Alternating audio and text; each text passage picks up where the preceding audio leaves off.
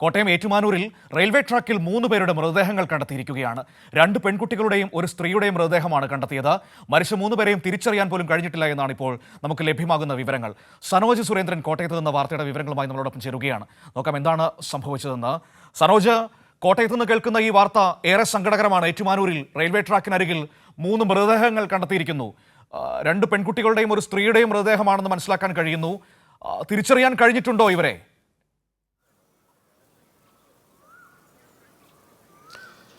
മനു, അല്പം മുമ്പാണ് ഇത്തരത്തിലുള്ള ഒരു സങ്കടകരമായ വാർത്ത നമുക്ക് കേൾക്കാനിടയായത്. ഏറ്റുമാനൂരിലാണ് ഇത്തരത്തിൽ ട്രെയിൻ തട്ടി 3 സ്ത്രീകൾ മരണപ്പെട്ടു എന്ന അതിദാരുണമായ വാർത്ത പുറത്തു വന്നിട്ടുള്ളത്. അതിൽ 2 പെൺകുട്ടികളും ഒരു സ്ത്രീയുമാണ്. ഇവരെ ആരാണ് എന്ന് തിരിച്ചറിയാൻ കഴിഞ്ഞിട്ടില്ല.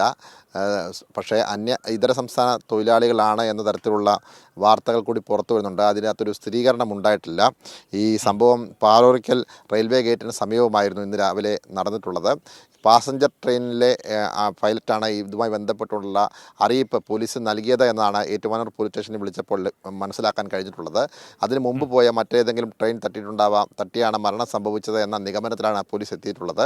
എന്തായാലും സംഭവവുമായി ബന്ധപ്പെട്ടുകൊണ്ട് വിശദമായ ഒരു പരിശോധന നടന്നു വരികയാണ്. വരും മണിക്കൂറുകളിൽ മാത്രമേ ഇക്കാര്യത്തിലൊരു വ്യക്തത വരികയുള്ളൂ. ആരാണ് മരണപ്പെട്ടത് എന്നതിനെ സംബന്ധിച്ചുള്ള ഒരു വ്യക്തതയും ഇതുവരെ ഉണ്ടായിട്ടില്ല. മനു, ഏറ്റുമാനൂർ പോലീസ് സ്റ്റേഷൻ പരിധിയിലാണോ ഈ സംഭവം? തീർച്ചയായിട്ടും ഏറ്റുമാനൂർ പോലീസ് സ്റ്റേഷൻ പരിധിയിലാണ് ഇത്തരത്തിൽ ഒരു ദാരുണമായ സംഭവം ഉണ്ടായിട്ടുള്ളത്. റെയിൽവേ പോലീസും ഏറ്റുമാനൂർ പോലീസും സംയുക്തമായിട്ടാണ് ഒരു പരിശോധന ഇപ്പോൾ നടത്തിക്കൊണ്ടിരിക്കുന്നത്. ആരാണ് ഇവരെ, എവിടെയാണ് താമസിച്ചിരുന്നത്, എങ്ങനെയായിരുന്നു മരണം സംഭവിച്ചത് എന്നതടക്കമുള്ള ഈ റെയിൽവേ ക്രോസ് ഇതര സംസ്ഥാന തൊഴിലാളികളുടെ സംശയം പ്രകടിപ്പിക്കുന്നുണ്ടല്ലോ സനോജ്. ആ മേഖലയിൽ ഈ ഇതുപോലെ ഇതര സംസ്ഥാന തൊഴിലാളികൾ ഒരുപാട് താമസിക്കുന്ന ഒരു ഇടമാണോ? അങ്ങനെയുള്ളൊരു പ്രദേശം കൂടിയാണോ?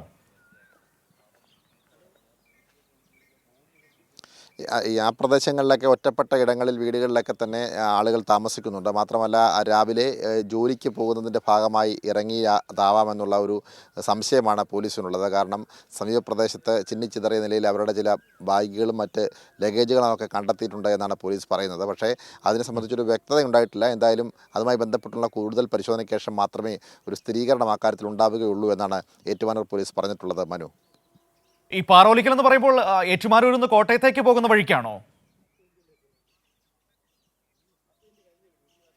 തീർച്ചയായിട്ടും ഏറ്റുമാനൂരിൽ നിന്നും കോട്ടയത്തേക്ക് പോകുന്ന വഴിക്കാണ്. അവിടെ ഒരു റെയിൽവേ ഗേറ്റ് ഉണ്ട്. ആ റെയിൽവേ ഗേറ്റിന് സമീപമാണ് ഇത്തരമൊരു അതിദാരുണമായ സംഭവം ഉണ്ടായത് എന്നാണ് പോലീസിൽ നിന്ന് ലഭിക്കുന്ന പ്രാഥമിക നിഗമനം. ആ സംഭവ സ്ഥലത്തേക്ക് നമുക്ക് ഈ വാർത്തയ്ക്ക് ശേഷം മാത്രമാണ് എത്തിപ്പെടാൻ കഴിയുക. അവിടെ എത്തിയതിനു ശേഷം മാത്രമേ കൂടുതലായിട്ട് എന്തെങ്കിലും നമുക്ക് കൃത്യമായി പറയാൻ കഴിയുകയുള്ളൂ. ഇപ്പോൾ നമുക്ക് സംഭവ സ്ഥലത്തുനിന്നും കിട്ടിയ വിവരങ്ങളുടെ അടിസ്ഥാനത്തിൽ കൂടിയാണ് ഈ കാര്യങ്ങൾ പങ്കുവയ്ക്കുന്നത്. മനു, ഒരു കാര്യം കൂടി, ഒരു ഏകദേശ ധാരണ പോലീസ് പറയുന്നത് പുലർച്ചയോടുകൂടി ആയിരിക്കാം ഈ സംഭവം നടന്നതെന്നാണോ?